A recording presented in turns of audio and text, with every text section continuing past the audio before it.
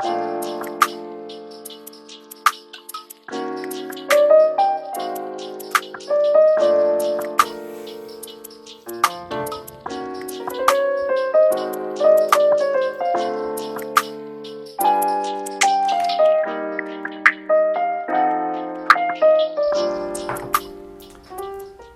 fait, j'étais en train de bosser sur une problématique client là, en ce moment. Je me suis dit que j'allais vous en faire une vidéo comme ça, vous allez un peu partager mon quotidien. Alors ceux qui ne sont pas au courant, moi c'est Fabrice, j'ai une agence pour les e-commerce et ce qu'on fait en fait c'est qu'on devient des partenaires de croissance pour nos clients e-commerce.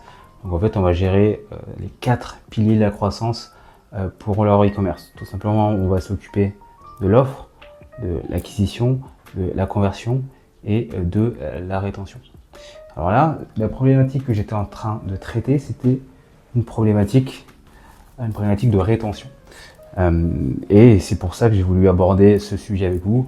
C'est une problématique qui revient dans beaucoup de cas et qui va avoir en fait un énorme impact sur le chiffre d'affaires que vous allez générer à la fin de l'année.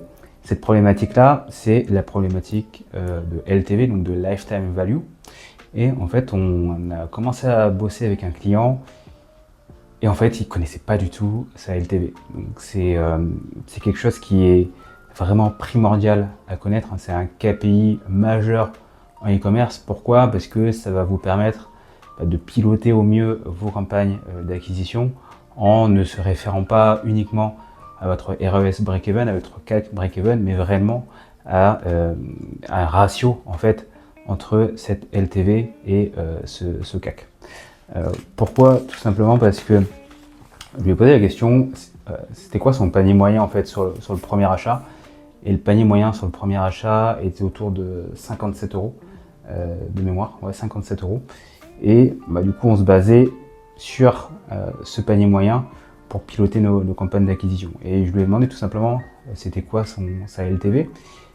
Sa LTV à 3 mois, sa LTV à 6 mois, et en fait il était incapable de me répondre. Donc ce qu'on a fait tout simplement, c'est que c'est dans notre process où ça, on a branché Metoric. Donc c'est un outil qui va se plugger sur Shopify et WooCommerce. Ça va permettre justement d'avoir pas mal de data en plus, même si dans Shopify on a tout ce qui est cohorte, etc. Mais nous on aime bien avoir Metoric parce que ça couvre un énorme spectre en fait en termes de KPI et de data. Et en fait on s'est rendu compte que dans Metoric, un client qui avait premier achat, panier moyen à 57 euros, on s'est rendu compte que au bout de 3 mois, ce même client, en moyenne, dépensait 80 euros. Hop. Et après 6 mois, on était sur du 95 euros. Donc en fait là, la LTV 3 mois, elle est à 80 euros et la LTV 6 mois,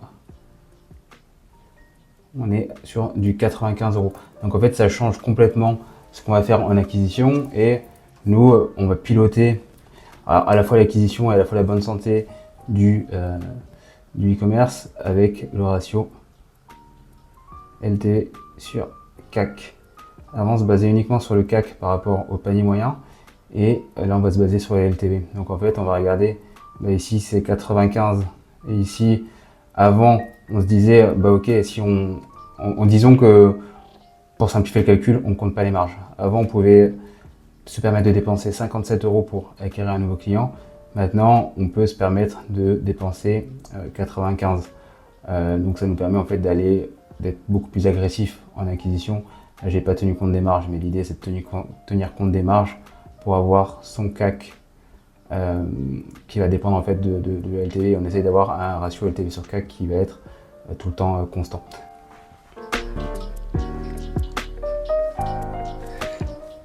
Voilà, ça pour le coup, c'est une problématique qui est assez récurrente en e-commerce, surtout si vous avez, pour des produits consommables. Donc c'est hyper important de connaître un peu cette LTV et en fait ça va être mis en parallèle aussi avec chaque année c'est quoi le CA par nouveau utilisateur et le CA par utilisateur récurrent. Et en fait sur un mois, si on fait référence si on va plus loin que la LTV, on regarde les cohortes, etc. sur un mois, si on a acquis, disons, 300 clients, si on sait que sur ces 300, on a peut-être 20 à 30% qui va racheter 3 mois plus tard et encore 6 mois plus tard, ça change complètement en fait la perspective du business. C'est pour ça que moi je dis que c'est hyper important de connaître ces chiffres parfaitement. Et ça, un peu, c'est la première étape qu'on met en place chez nos clients lorsqu'on travaille vraiment sur ce côté partenariat e-commerce. On va mettre en place un énorme tableau de suivi des data e-commerce pour voilà, être clair, savoir ce qu'on peut faire en acquisition. Est-ce que c'est pertinent d'aller chercher tel ou tel canal? Est-ce que c'est pertinent d'aller chercher tant de nouveaux acheteurs ou travailler ces acheteurs récurrents? Donc en fait, voilà, c'est tout con. Hein. Connaître cette LTV, ça va permettre déjà de bien se positionner en acquisition en se disant voilà, les nouveaux clients, ils vont acheter plus tard. Et surtout, ça nous permet de nous servir de base en fait pour aller retravailler cette LTV, donc la rétention. On va aller pousser de l'email marketing, des séquences automatisées, de la newsletter pour aller aussi maximiser cette LTV. Donc en fait, on se rend compte que voilà, en touchant vraiment tous les piliers du e-commerce de nos clients, on arrive à avoir de très bons résultats. Donc voilà, c'est un peu le sujet que je voulais traiter avec vous aujourd'hui. J'espère que ça vous a servi. Moi, j'aime bien avoir des vidéos un peu courtes pour traiter un sujet en particulier. Si vous voulez en voir d'autres, vous avez juste à vous abonner à la chaîne. Je vous ai mis dans la bio une vidéo ou directement mes coordonnées.